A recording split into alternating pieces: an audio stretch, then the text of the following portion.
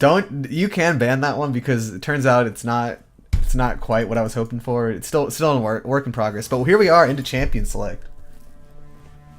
And right off the bat, we are looking at Jadkins in the jungle, Dealer on mid lane, Something Stinks playing the top lane, and the duo of Shauna Bot and Djox coming out of the Fire Chicken.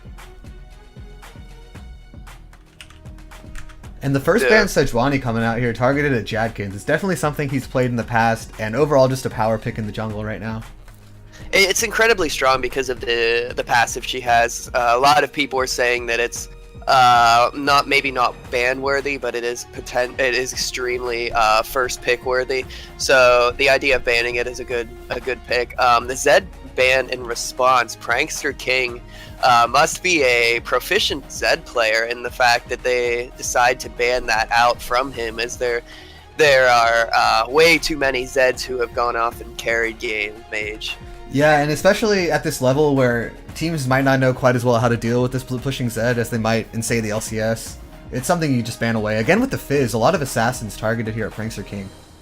Prankster King showing a strong resilience for these assassins. If they're really banning assassins, I wouldn't be surprised if they pull out a Talon Talon ban here, as Talon is incredibly strong right now.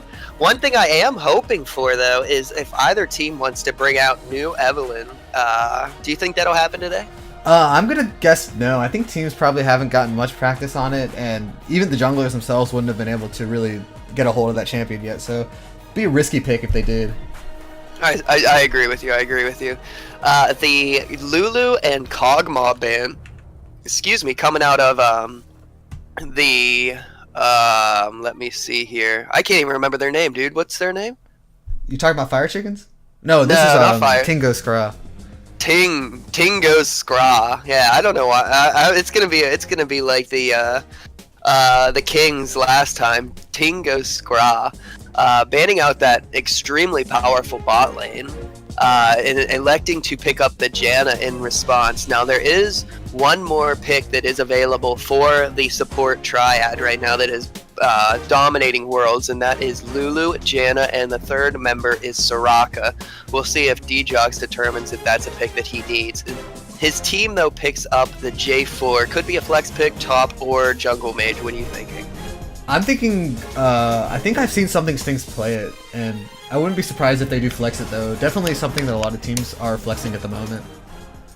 And they respond with a Xayah pick as well, an incredibly strong pick. Again, another pick that is dominating the world scene. Crumpy U coming with a Nidalee pick, and if I am Fire Chickens, that terrifies me because nobody plays Nidalee unless you are an incredibly skilled Nidalee player. As she's not in overall meta right now, seeing some pick in the higher levels of play, but not nearly as strong as other top tier junglers such as the Sejuani and the Zac. Talia coming out, looking for a lot of skirmishing coming out of SKRA. Move screen so we can see red side summoners. Oh, tech sheath, excuse me. That is actually a spectator bug. That is not us. That is the inability for Riot to update their client so that we can so that we can see every summoner spell that they want to take. The Alistar ban cementing in the bot lane for Djox, electing not to take the power pick that is Soraka and getting the Ardent Sensor off over and over and over again. So if I am Fire Chickens, I am looking to ban the power pick contested to 80 carries, which the three big ones are currently off the table now with Xayah, Twitch, and Tristana. I'm a little surprised at the Talia pick up here for Prankster King. I would have liked to see the Twitch picked up. I was thinking they were going to take it as a response to the Cog and Tristana being banned, but instead they let it get into the second ban phase, and now they're going to be searching for an 80 carry that can stand up in this game. Yeah, and I'm at this point you're falling back deeper into the 80 carry pool. Obviously they've drafted a skirmish comp, so you probably want something that that offer some kind of lockdown in order to blow them up. So I wouldn't be surprised if they're thinking an Ashe or a Varus in the bot lane. That's why they didn't tunnel on their AD carry. But it also could be some kind of support carry like the Sivir. Again, just speculation. I'm not sure what SKRA actually plays. But if I'm putting my money down, that's what I'm guessing. And the Blitzcrank being hovered here, definitely not going to be another top lane Blitzcrank like we saw a few weeks ago. Just trolling a bit, but something about this Nidalee jungle is that she does need a little bit of early pressure to get rolling, and if she's not able to find a couple of successful ganks, she's going to start to fall off as the game goes on. Yeah, but I think if it is a Jarvan jungle, she's going to, have the advantage in the fact that she can land a spear and then leap to him after he uses his flag and drag combo. Able to get that advantage early on the Jarvan. And I was incorrect with the support style AD carry. Instead, locking in the Jinx, going with another hyper carry to feed off of the Ardent sensor. A hyper carry that we haven't seen as far as competitive goes in at least a couple of months. People are usually opting in for like we said, the Kog'Maw, the Twitch, and the Tristana, because Jinx is a bit immobile until she starts getting those resets. And they finalized their composition with a top lane Poppy. General Dill bringing out the Poppy. The Unicorns of Love have been channeled. Unfortunately, this is post-rework Poppy and not pre-rework Poppy, and this is not for entrance into the EU LCS. And the Galio locked in here for something stinks, so it will be the Jarvan jungle as we thought. And that's going to be a lot of wave clear coming from the side of Fire Chickens here. See, that's an interesting pick to me, because I would think that Galio going mid would be much more advantageous than going top, simply because he can get the adaptive helm and heavily reduce the damage that is coming out of the threaded volley from this Talia. The Q's obviously doing consistent magic damage, the same spell over and over.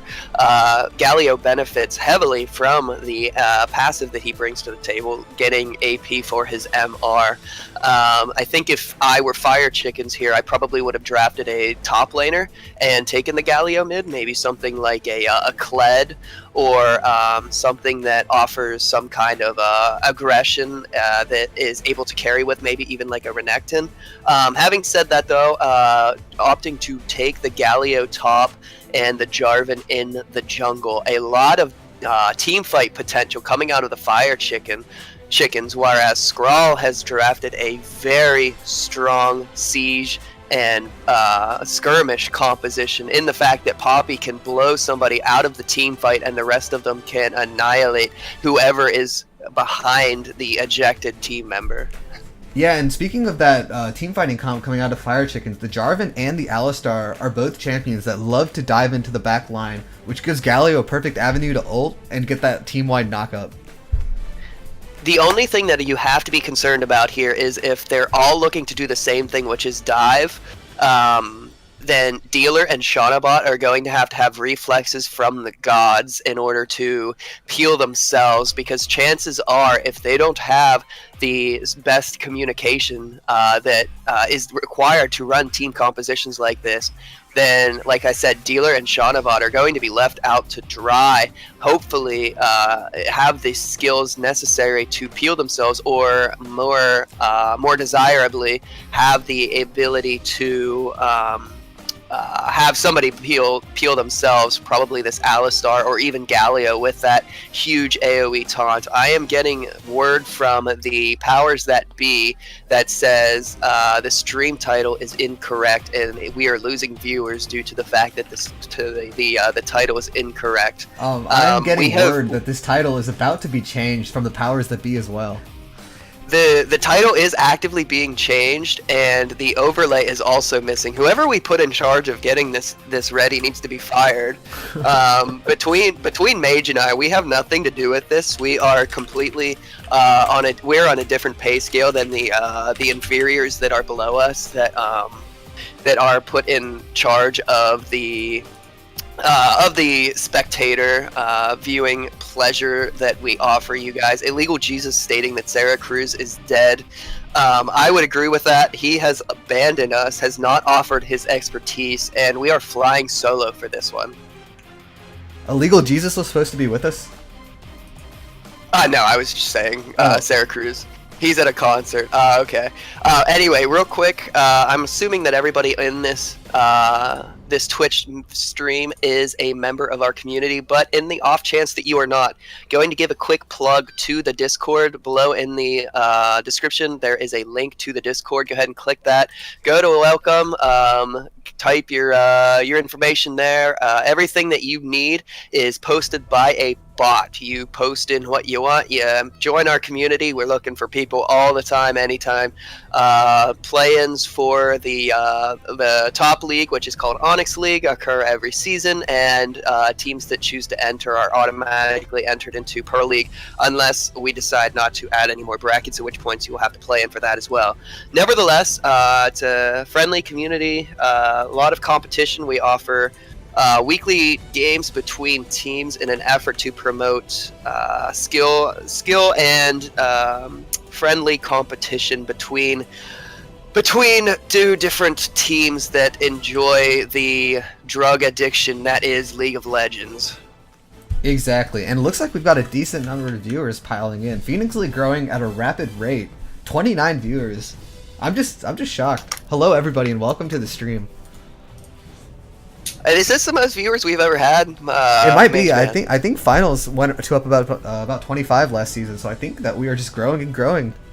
Oh, dude, sometime we might actually be able to cast a stream for 100 people, and that would, honest to God, be like my dream come true.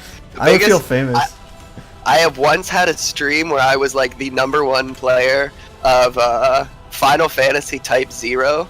I had 60 people watching me. That's my claim to fame. It only happened one time, and I know I'm going to get a lot of flack because that's not an achievement, but it's an achievement in my own head, and that's all that matters. An achievement nonetheless. And Cygnus in the Twitch chat begging for knights, just obsessed with the game Clash Royale. Someone find him some help.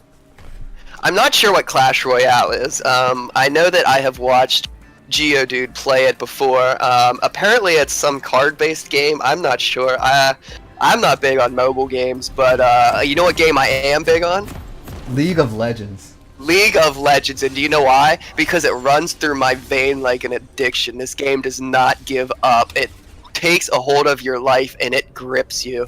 And with that gripping, we have 10 individuals who are swearing that they are the best in the tournament that is Phoenix League, as we have... Let's go to the directed camera. We have the line of scrimmage is being established between both teams. Not going to see much action here. A couple updates here. The stream title is updated. If you refresh your Twitch, you'll see the new one, and the overlay has been added. So any more complaints you can funnel directly to Cygnus. He'll be our manager for the game. Yes, I like that idea. And then Cygnus will then PM the powers that be, so that we can be sure that everything is taken care of. He is definitely the most adept person when it comes to funneling these complaints into the appropriate trash can. Anyway, with that being said, Jadkins on this Jarvan takes a spear and is down to about 75% health, electing not to back, however, thinking that he doesn't have the time to back, and both sides are looking to be starting on this bot side jungle. Are you at around 123? I am at 125 right now. It sounds like we are in perfect sync for a perfect cast for some perfect games between Fire Chickens and Team SKRA. Team SKRA electing to start the blue buff, or the wow, it's starting already, my friend. Electing to start the red buff. They bamboozled me a little bit here. Call out to NyQuil and his posse. I thought they were gonna start the Raptors the way that Talia was starting there. That threaded volley might actually make some waves on that camp, and SKRA is... Wait, hold on, I'm getting messages here. What am I... So interesting to note, Jinx actually opting into the Relic Shield start, so she's going to have a pretty weak laning phase compared to that Doran's Blade of Xayah, but it does mean that Janna will get that early Ardent Sensor. Alright, and I apologize, I am back. I was getting messages from my mother telling me that my dog was running around the house randomly, and I don't understand what she was doing. Anyway, we got the cow bot lane ringing the bell. He says it's dinner time, just like it's dinner time for my dog, and he's about to ding level 2. He does. Is the headbutt pulverize coming out? It does, but there is no real follow-up from Shaunabot on this Xayah. No feathers to call back and root. He throws out more, and Kathy is taking feather after feather. She does not like the bird lady coming out. The feathers are called back, drop her to about 200 health, force out a potion, and just like that, we have a huge pressure advantage in the bot lane in the favor of Shanabot and Djox. Yeah, and Janna recently nerfed her early game shield cooldown is up to about 18 seconds. It's something very, very high, instead of the old maybe 6 or 8 seconds or whatever it was. Yeah, but a lot of people were saying that that is a net buff, because even though early game she is incredibly weak, late game it is so strong the way that her tornadoes work now, with the tornadoes change in the fact that they fire a faster speed if you let them charge. We'll have to see how that pick comes out into play, but right now Djox and Shanabot showing positive aggression in this bot lane, definitely taking over the fact that they have all of the pressure, and they are looking to rotate 3v1 in the mid lane, excuse me, but Shanabot eats a chompers, and she is trying to fight back. The feathers come down, she is forced to heal, and they get the heal out of, let me see here, they didn't get any heal. I thought you saw heal animation. Yeah, that was Shanabot's heal. It's on cooldown now. Okay, I thought I saw heal in the mid lane, but it's unimportant. Crumpy flashing, and Something Stings taking a very unfavorable trade in this top lane. Yeah, Galio early on, until he gets a couple of levels in his wave clear, his Q there, he's going to have a bit of a hard time against the Poppy. You are cutting out slightly every now and again. I'm not sure why, but I figured I'd tell you now rather than after the game, so that hopefully we can limit it. Anyway, top lane, another trade is taken in favor of this Poppy. She is down to about 200 health, though, because of the empowered auto from Something Stings. The Justice Punches are coming down and striking vengeance into the health bar that is General Dill. He's up about 6 CS. The headbutt pulverize combo comes in. The feathers are starting to stack. The recall does come in and gets the damage off, but doesn't get the root. The stun from Djox does hit her, however, and she is down to about 100 health. Is still able to farm this wave out. Jinx is down about 10 CS. A lot of the creeps here are going to die to the tower. It's very unfortunate for the AD carry of SKRA. And actually, she is able to farm enough that she gets blown up by the exhaust. First blood comes out to this Alistar. He falls to the tower. Unfortunately, that kill goes to Kathy. It is an unassisted kill as well, so a massive gain in the bot lane for the Fire Chickens. Yeah, and the start here from Jinx, the Relic Shield against the Doran's Blade of Xayah, the pressure was just slowly building and building up into that first blood.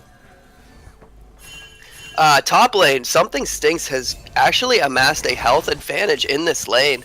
Actually very surprising, considering he was down to 300 health and Poppy was up to almost full health at the time.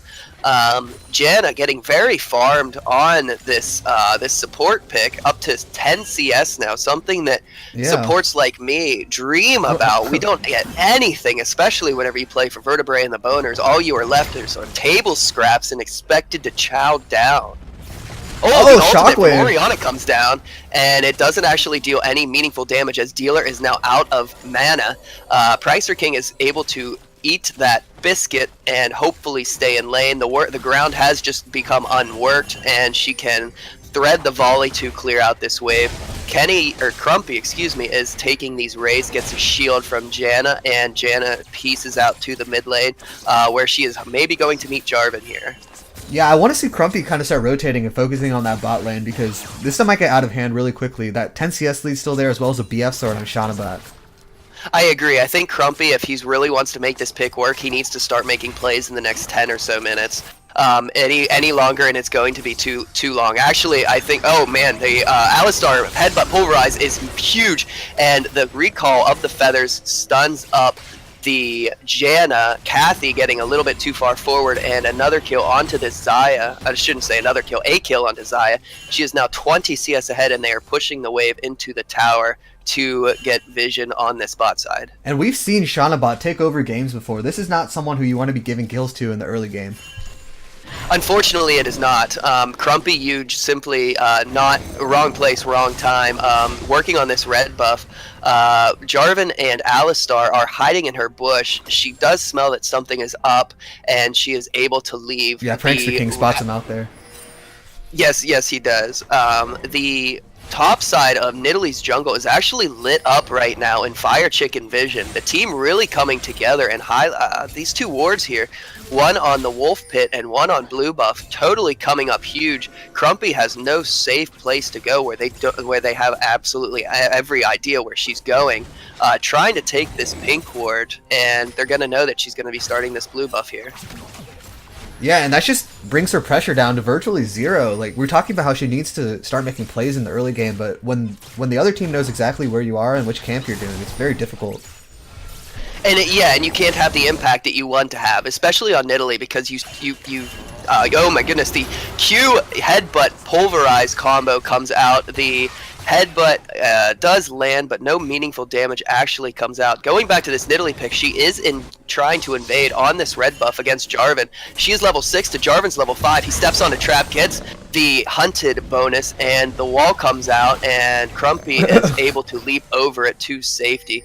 There is a fight going to break out, though, over this red buff. The Blast Cone is taken by this Gragas, and both teams are deciding what they're going to do, trying to figure out what the next plan of action is. Crumpy is looking to go on this Galio, gets vision, gets the hunt, leaps over the wall, blocks the dive, and Something Stinks is going incredibly low. The flash dive into the wall, and the leap from Kenny Yu is big. He is able to get out, takes one final turret shot for his troubles, and falls to about 300 health. Jadkin's on this meanwhile, level mid lane. 5. Mid lane, the Alistar tower dive. Oh, outplay by Prankster King. By Prankster King. That is a huge outplay. Meanwhile, bot lane, Shanabot is getting caught up by the Chompers and is getting burned down. The callback is huge. She's able to outplay it. The barrier comes out. No meaningful damage blocked. Both flashes are used. She Rocket played misses that so well.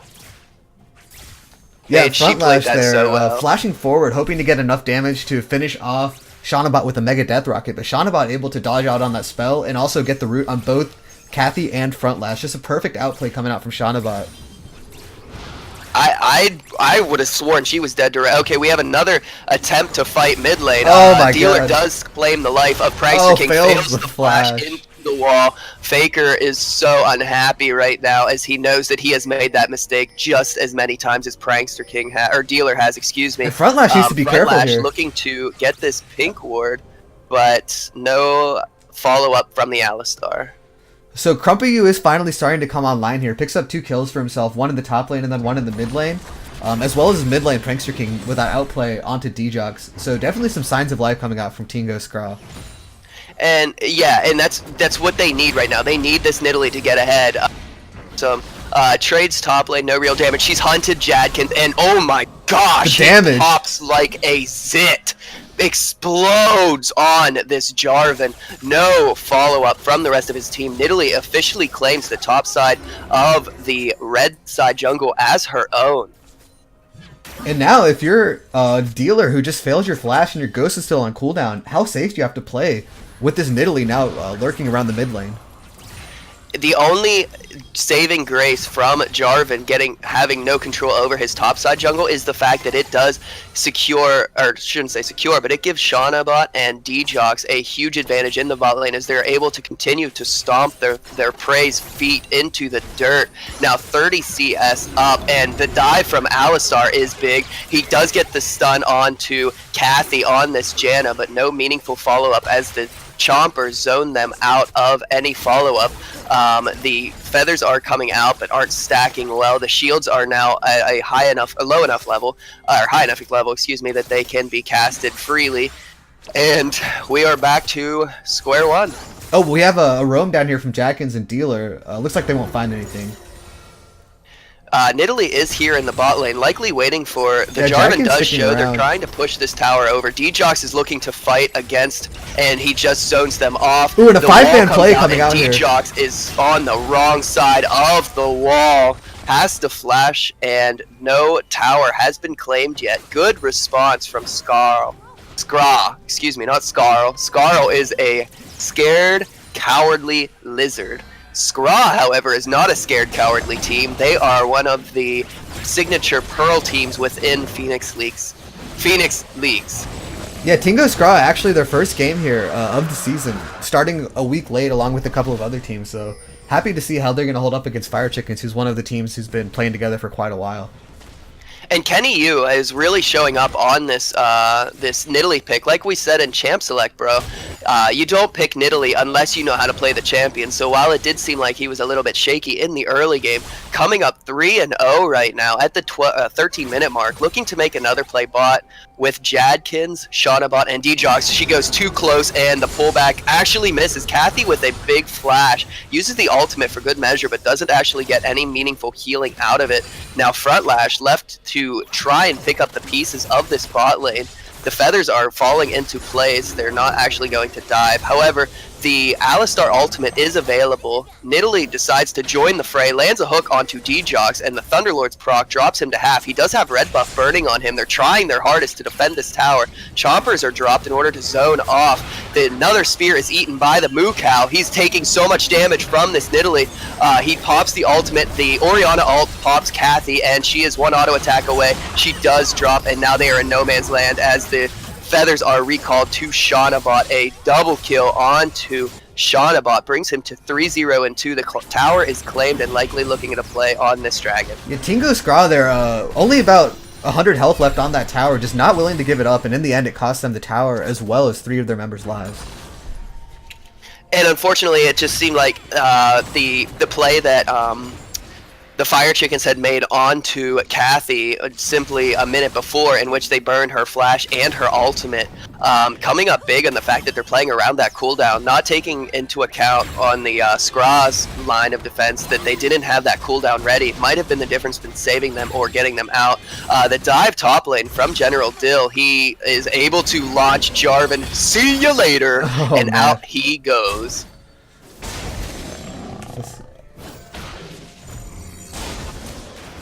Meanwhile, in the mid lane, we have a 10 CS lead, and oh my goodness, the headbutt Q pulverize combo comes out, and the auto attack is ready to stun. The taunt lands on both. The Galio ult is launched, and no actual knockups from it. Nidalee is on the wrong side of the battle line. She's trying to run away. She is Nidalee. She will have the ability, and now she has closed enough distance. Ooh, Djox takes a spear to the face, though.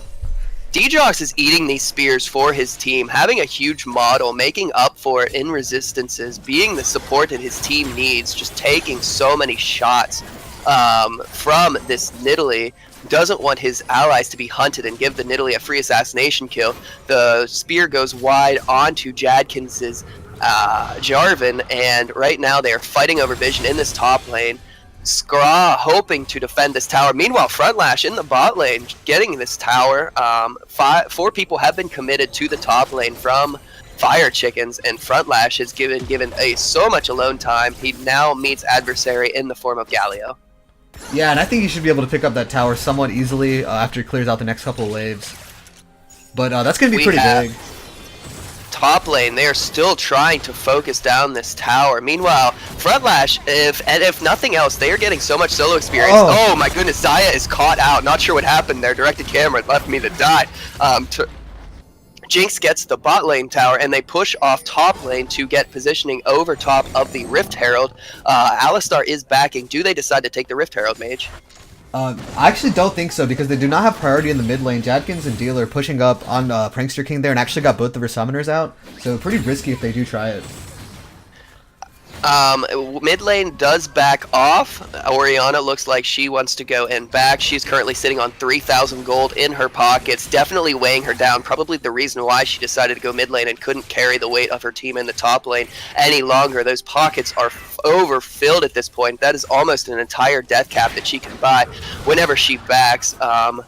Meanwhile, Galio is looking to come mid lane, doesn't have the Grand Entrance, is that what that ability is called? Excuse me, Hero's Entrance yet. Dealer takes a big spear from Crumpy. They are starting to hit like trucks. Yeah, and in the meantime, Frontlash was able to pick up that bot lane tower to try, equalize the gold a bit, but you can see that pressure from Shaunabot bleeding over into the top lane now, forcing onto that top tower.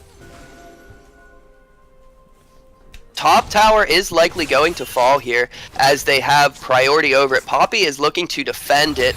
If they ignore her, they might actually be able to get this. General Dill stuns her against the wall, is taking her about half health, and she retaliates with a tower shot as well. Drops Shaunabot's Zaya to about a third of her health. King is caught out here by the ultimate from Orianna, and then the flag and drag from Jadkins claims his life as Shaunabot is continuing to push top lane. Yeah, pretty great play there because they had burnt her summoners maybe a minute or two ago, and they knew they had that advantage, so they went ahead and made a play in the mid lane, and now they're looking at this mid tower. Fire Chickens is looking to take full advantage of the vision and the dominance they have shown in this game so far. Overall, though, the kills are 7 to 6, excuse me. The headbutt pulverize combo goes on to Crumpy, excuse me, and he is trying to get out as fast as he can. General misses the ultimate, flashes in, doesn't get the stun actually, and the ultimate from Shaunabot is casted. Featherstorm is used. But in the meantime, the mid lane turret goes in favor of Dealer. Front Lash is in a 1v1 against Something Stinks, doesn't actually have any meaningful damage as of yet. However, soon Something Stinks will likely become a victim of this Front Lash AD carry. However, Front Lash right now 0, 2, and 0, trying to get levels and get farmed up so that he can be a worthy adversary to this Zaya. Yeah, and that's going to take some time. 3-1 and 2 on the Zaya. Gold difference between the two about 1,400 at the moment, so going to take a little bit of time for that farm to come through. But now moving on to the Infernal Drake on the side of Fire Chickens.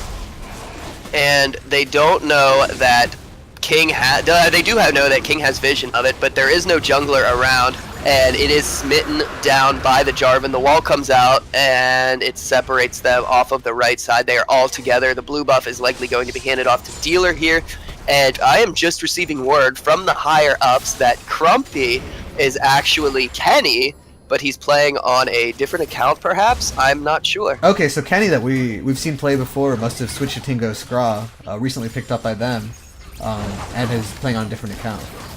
If that is the case, I mean, they both do have the U after their name. If that is the case, then that would make sense as to why I have never seen the name Crumpy. However, like you said, this is a new team for the league. Shaunabot taking the Raptors, continuing to assert her farm dominance over her lane opponent, now a level and 40 CS above her opponent. Yeah, and if that is Kenny, then I'm really glad I saw that Sejuani ban come out of Fire Chickens because Kenny is a monster on the Sejuani. We've seen him play it a couple of times, and he just has so much pressure on that champion. Sejuani, yeah, and he knows how to roam through his own jungle to ensure that even though Sejuani is a late game champion, that he knows how to stay ahead in the early game and prioritizes strong aggressive plays on that Sejuani. Meanwhile, mid lane, Shaunabot trying to get a push going so that the rest of his team can get something going as far as vision game. They really don't have much vision anywhere other than the line of scrimmage that has been established on the other side of the Dragon Pit, trying to set up a Fnatic death bush right now. Unfortunately, they don't have the other team.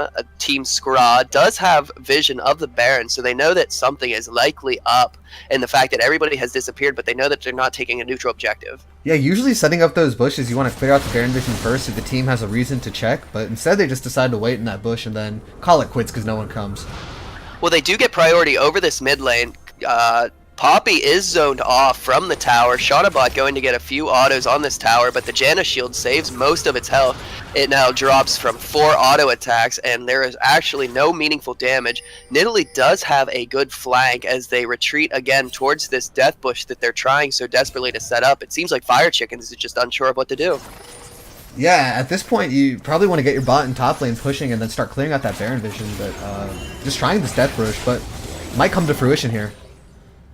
A lot of the gold that is on, oh my goodness, the taunt up on D-Jogs is from Poppy. He gets the 2-man headbutt pulverized. He is in no man's land at this point. The flash from Galio is in by the tectonic plates, and General Dill falls from the Zaya root, and right now Flash is looking to go off. He does flash in, and he gets the kill onto Shaunabot. They have priority over the mid lane. A big fight in terms of SKRA's map pressure, able to get priority over this mid lane, and now getting Baron Vision. They're recalling to get this Baron Vision. The spears are going to start raining havoc from Kenny as Frontlash gets excited again, looking to try and make a play. Doesn't actually have any play to make, though. And Prankster King in that fight coming up huge, using the Talia knockback on Galio as soon as he landed to keep him out of the middle of their team. They are not actually going to be able to get that tower yet. They do have priority. They are actually going to get it. 2 towers in favor of the Team SKRA, and unable to capitalize any more kills. Looks like Alistar is looking to go in the flag and drag into the Cataclysm, and Frontlash is standing like a man, standing there fighting, and he just takes down 2 by himself while taunted by Something Stinks. And here comes Kenny coming out. Kenny does get rooted up by, oh, the shield from Janna is so clutch. The knockup from Talia doesn't actually need to be made because the threaded volley claims his life, and a clean ace, I shouldn't say clean, 1 for 5 in favor of SKRA, showing why they decided to wait a week in order to work on some establishing a good roster and ensuring that they make waves in this tournament. Yeah, and Frontlash there finally coming online in that team fight, able to get a lot of damage out using his newly built Hurricane, as well as the Infinity Edge that he completed. And you can see now he's moving towards that Vamp Scepter, maybe a Bloodthirster or a QSS coming in, but just tons of damage. A huge difference between these two AD carries, Mage. Even though there is a lot traded within the Xayah, she went Essence Reaver first, which I'm not sure if that's a normal build or not. I'm not an AD carry. However, that I know that that's not as much damage as what's coming out from an Infinity Edge right now. I would assume that that's her normal build. Yeah, that's the normal build on Xayah, but of course the AoE coming out from Jinx with the Hurricane and the critting there is just gonna do tons of damage, plus the Ardent Sensor, which is not... Oh, the face check from Janna, she is caught out now. Kathy doesn't have much to do. Did have the ultimate, didn't have a chance to use it though. The rest of the Fire Chickens collapse on her, claim her life. It is now a 4v5 power play for the next 25 seconds as they try and establish Baron Vision. Meanwhile, Kenny is in the bot lane trying to look and get this blue buff. Does claim it. The Orianna Shockwave comes out. Kenny is looking to get out. Alistar looking to trade and fight back.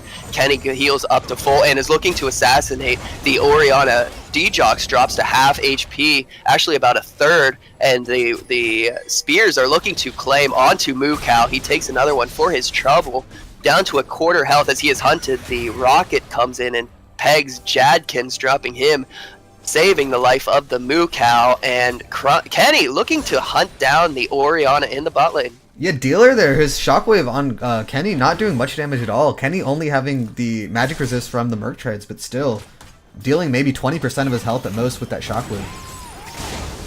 They're looking to get this Wind Drake, Mage, and if they do get this, they do. That is 2 Wind Drakes on the side of SKRA, looking to roam around this map, play around Vision, and Kenny does have a play on the Xayah. The flash from Xayah is big, but not enough. The Hero's entrance from Galio is knocking everybody up, but General Dill is taking so much abuse, doesn't care, is blocking Galio's dive, and it is now a 5v3 in the mid lane as General Dill leads his posse, is looking to throw Orianna, she does, into the fountain. An inhibitor is going to be claimed here. Some uncharacteristic mistakes coming out of Shanabot. They're just getting caught out repeatedly, and he has 4 of the 10 kills on the side of Fire Chickens. A lot of gold going down every time he dies. Yes, and SKRA knows that. SKRA knows that if they kill Shanabot and they dump everything onto this Xayah pick, they have the damage, or the other Fire Chickens does not have the damage to follow them up and actually take advantage of the fact that Kenny and the rest of his team have dumped everything onto this Xayah pick. Right now, Jadkins looking to try and make a play on the Baron. Ooh, good doesn't zoning. have a way to get in. The dive from General Dill keeping him at bay, and D-Jox is now in no man's land as they drop the Cataclysm on top of Frontlash, but the healing is massive. He is going off right now, fighting so valiantly, standing still. Xayah now enters the fight down to about a quarter of her health. The threaded volleys are coming out. She flashes away. The barrier doesn't actually cleanse any damage. The Earth and Rupture, whatever that ability is called, does not hit, and they decide to peel off of the Baron vision. Baron is taken in favor of SKRA. However, it is taken off of 2 players in Kathy and Frontlash. Yeah, not the cleanest Baron take there. The amount of time it took them from their pick on Shanabot to actually finish the Baron. Shanabot had already respawned and come to join the fight, so all in all, that advantage was lost. They do lose 2 members, but in the end, the Baron is worth it. Yes, the only thing that could have been done better for SKRA is if they wouldn't have tunneled so hard on the Jarvan, keeping him out, and instead focusing on the fact that the rest of the team would be collapsing from the right side of that Baron pit. Again, you have to ensure that you get the Baron, otherwise the entire play is all for naught. So they do, in that sense, use the Poppy well. However, like I said, it just seemed like they forgot about the fact that the rest of the team had respawned and was rounding the right side of that pit. Shanabot is able to come in and deal a lot of damage with the Feather Storm and then the recall, or the pullback from those feathers. Yeah, and keep in mind, if NyQuil would give us the LCS production budget, we would show you damage numbers from that team fight. We weren't able to do so because NyQuil hates the server. Yeah, we actually get paid a lot of money, but the server takes a huge hit in order to pay us. So us being the cheap jerks that we are, we decided not to get production for that and instead just take the RP for ourselves. Oh, a huge spear onto Dealer. Drops him to about 2/3 of his HP. D-Jock's eating another spear. He is eating them like he has not eaten dinner in the past week. Kenny throwing these spears like a god, and now has the vision of this tower, and they're looking to siege heavily with this Nidalee pick, who is now 8-1-2, quietly coming up with massive kills. Yeah, Kenny there just making sure that everybody is eaten, feeding everyone these spears.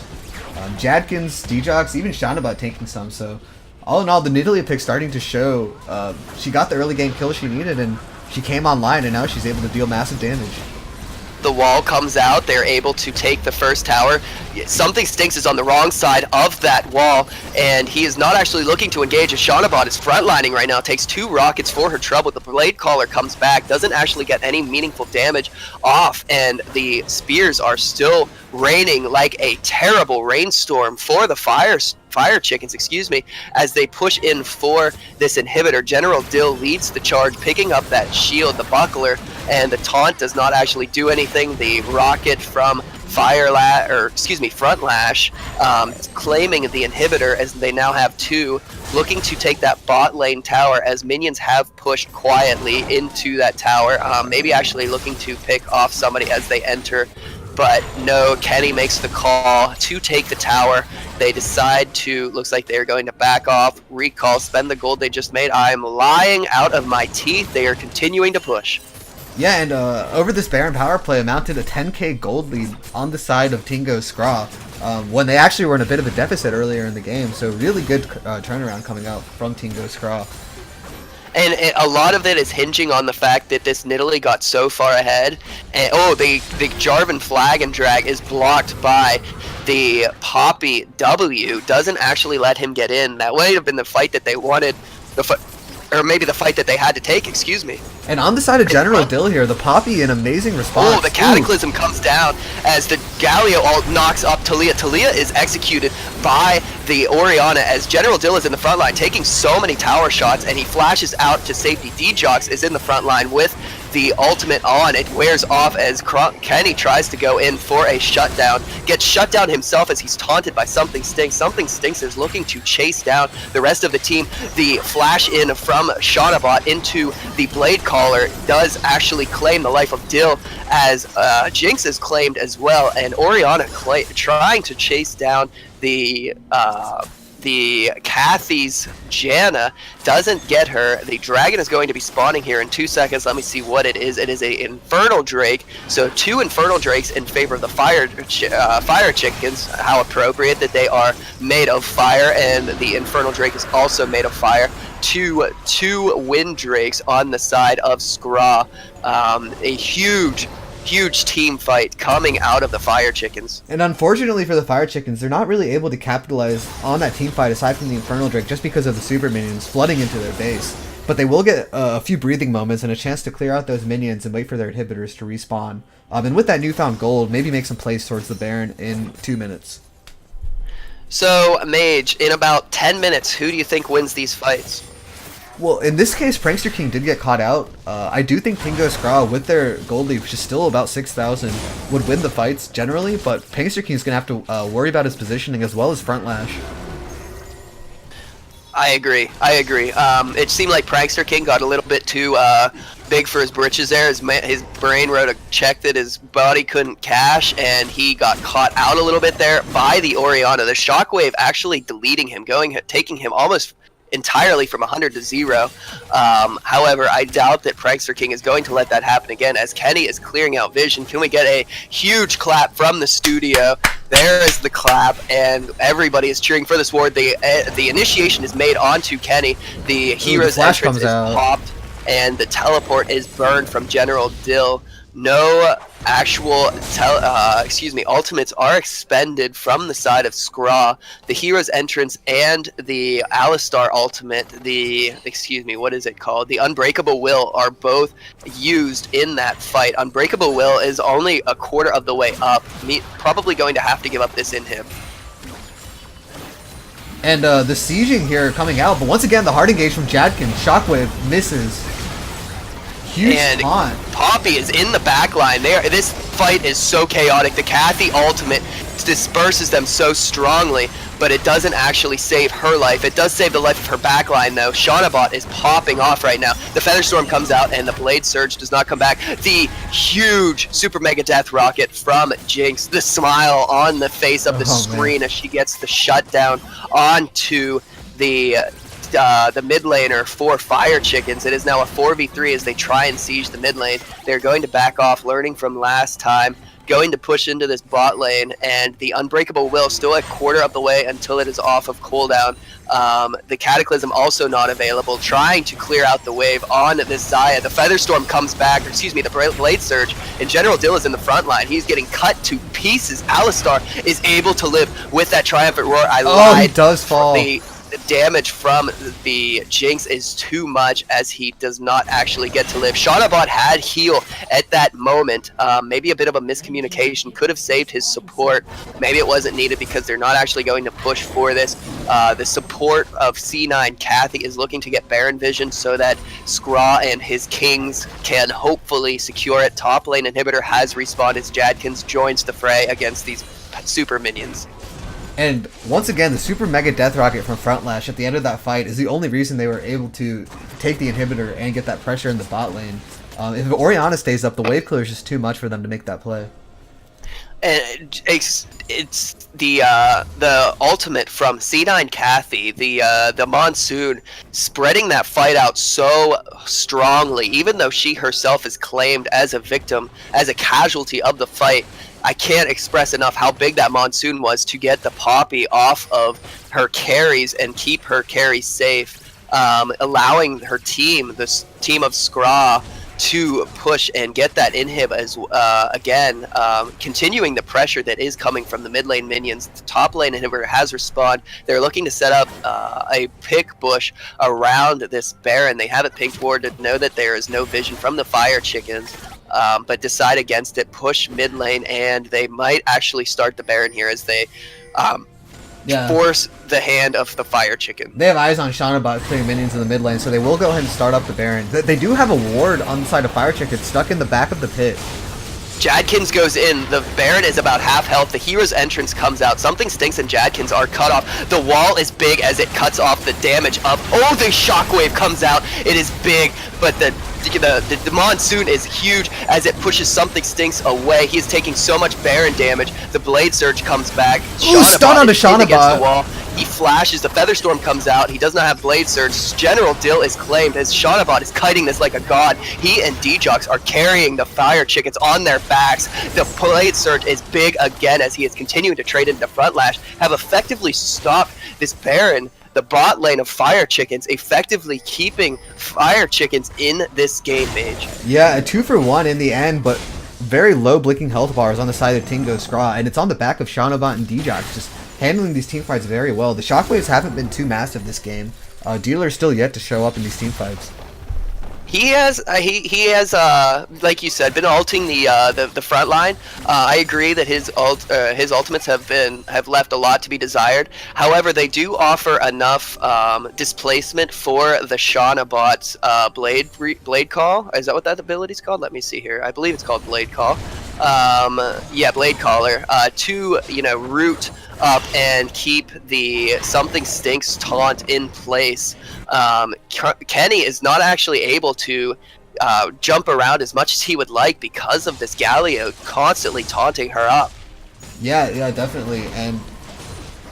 And D-Jock's here gonna have to focus perhaps more on peeling Dealer and Shanabot in these fights rather than diving onto the backline at this point. We have a fight that is likely going to be breaking out over Elder Dragon as Dealer is taking this ward. The Scuttle Crab is secured, and they are looking to fight it down. The wall, the Weaver's Wall comes out, and they're rushing the Baron on the side of Fire Chickens. And they are pushing for the Baron on Fire Chickens. This is a desperation move. They have to get this here. They are looking to take it as they cannot allow SKRA to get it. If they get it, the supers will overwhelm them. They are going to get it. Do they get out is the question. Ooh, almost the Mega run down the extra speed from the Windrakes and the Elder Drake is coming up big as General Dill and his posse are able to run them down. D-Jox with the boots of mobility getting slowed down. The hook does meet the back end of D-Jox as they are running him down. General Dill does have the flank. They do not want to fight this. They headbutt him out. D-Jox uses the heal. He is caught between a rock and a hard place. They actually engage, and General Dill has gone too far here. The hero's entrance knocks up so many people. Jinx is actually popping off here, but the taunts are big. The life of Prankster King is claimed by Orianna as she's finally able to deal some damage. Jinx is popping off by getting excited. It's a 2-for-2 exchange in favor, I would say, of the Fire Chickens as they are able to stave off. Ooh, and Super Mega Death Rocket almost off cooldown. Shanabot looking to make a hero play, has the Blade Surge, is flashed by Front Lash. He drops to about a quarter health, gets excited, is looking to take this mid lane tower, and with that, they surrender all pressure that they had. Yeah, likely gonna lose bot lane tower as well after this inhibitor. Unfortunately, it just seemed like Shanabot wasn't respecting the fact that the Elder Drake true damage burn, and top laner disconnects as there is a power surge coming out of Galio. Hopefully this isn't too long of a wait, as power surges can likely be the death of a game. If that is the case, we shall cross that bridge whenever we come to it. But where are we at, Mage? Looks like we're at the point where the team fight in the gold lead for Tingo SKRA has once again taken over. They overstayed earlier, it's true, and they did lose one of the fights against Fire Chickens, but here they're just showing their dominance, picking up the Elder Drake, and even though they lost the Baron, just able to win out in the fight. It seemed like such a good engage from Fire Chickens, excuse me, as they took that fight on General Dill. He seemed like he was so out of position. They turned very heavily with the flag and drag, just not enough damage coming out of Shanabot to turn the fight in favor of the Fire Chickens. This Elder Drake coming up big with the true damage burn from all of their champions. They're looking to face tank this bot lane tower as Kenny takes it, drops to about half, heals up to full, and they now have 3 inhibitors down, Mage. And when you have the Poppy on your team, you're allowed to pick these immobile hyper carries like the Jinx, because he can just block the Jarvan and the Alistar from diving in with his what's the skill called that Poppy has? You know what I'm talking about? Hold on, let me see. The Steadfast Presence. The Steadfast Presence. I miss old Poppy when you could make it so only one person could damage you for the next 10 seconds. Oh yeah. Do you remember whenever you could just press W and you like instantly like 60 free armor? Just like out of nowhere. Yeah. Like, yeah, I want a speed buff, I want 60 free armor, and I want a Q that hits for 3,000 damage. That's old Poppy. Oh yeah, old Poppy is quite a menace. For those of you who don't remember old items and old champions, here's a throwback for those of you who do. Here's a throwback for you. Our name in another server was going to be the greatest item in old League of Legends. It's a retired item called the Heart of Gold. Ooh. A lot of fond memories about that item. The turtle Sad shell. Days. Many tears were many man tears were shed on that day, the day that item was retired. Meanwhile, mid lane, the supers have met the base of the fire chickens. It is now simply the job of Kenny and SKRA to usher these super minions in. They do not have the elder buff to usher them in as well. However, Jadkins and Djox are sitting pretty with this elder buff. I lied. Djox does not have it. Dealer does. And they are trying their hardest to defend this push. Not likely going to happen unless they engage right now, Mage. Yeah, and they are on a timer for they only have a little bit of time before these super minions flood in the base, and that Baron buff is also going to wear off. Oh, they do take the steadfast presence blocks out the flag and drag, and the minions are starting to crash into this tower. If there is a time to fight, they need to fight now. Whether or not they pull the trigger is to be determined. However, Shaunabot drops to about half health from the super minions as General Dill is zoning people off of the top lane. Shaunabot has recovered to full, does have this Guardian Angel ready. Both AD carries actually, the Flash ultimate from Jadkins, and they are trying their hardest to eject people out. General Dill ejects them into the fountain as the heal comes down. Shaunabot is lighting up the tank line that is General Dill. Kathy is claimed by Alistar as Kenny claims the life of Jarvan, and Kenny is caught out by Dealer, and it is a successful defense for the Fire Chickens. A 2-for-1 exchange as they keep their towers alive. Ooh, Mega Death Rocket there going slightly wide, but yeah, successful defense. Front Lash there with some excellent kiting to not go down. If he goes down, then you probably give the push to Fire Chickens for at least a couple of towers. Crucially, Front Lash's Guardian Angel does fall in that fight. A major cooldown's expended in that fight. We have the Galio Flash, the Jarvan Flash. We have both of Dealer's summoner spells burned. Both of Shauna's. Actually, almost every summoner spell that could be burned was burned by the side of Fire Chickens. And Prankster King and Front Lash will have their flashes for the next fight, as well as their defensive barriers. Yeah, that'll be huge. We'll see if Fire Chickens is able to stall out the next fight until their summoner spells come back up. But especially on the carries, those are some pretty important summoner spells. Do you think that they will actually be able to pull this one off, Mage? We did see Longzhu come back from the 10k gold deficit against the Gigabyte Marines, but the Fire Chickens are not Longzhu Gaming, so I'm gonna say I'm predicting that they will be overtaken in the next team fight. But let's see them prove me wrong. I really hope they do prove me wrong. I'm a huge fan of an underdog story. Right now, the tower situation is 9 in favor of SKRA over 4 in favor of the likes of the Fire Chickens as they usher in another wave of supers in the bot lane, or in the mid lane, excuse me. Bot lane does have a bunch of supers already grouped up as Xayah is looking to hopefully push them out. The supers are getting ready to collide with this tower. They likely don't have the damage to push off 3 waves of super minions. Again, Fire Chickens, channel your inner Alamo. Defend like you have never defended before. The flag goes down as a zoning flag, potentially saying, I can flag and drag and I'm not afraid of you. Front Lash is actually front lining right now, and they don't actually pull the trigger. General Dill looking to put space between himself and the carries. Kenny is trying to take this mid lane tower. He does have the not the Banshee's Veil, excuse me, the Lich Bane as he's trying to get the procs on it. The inhib does fall. Just like that, we are down to 3 inhibs dead. Again, 2 right now. Top lane respawns.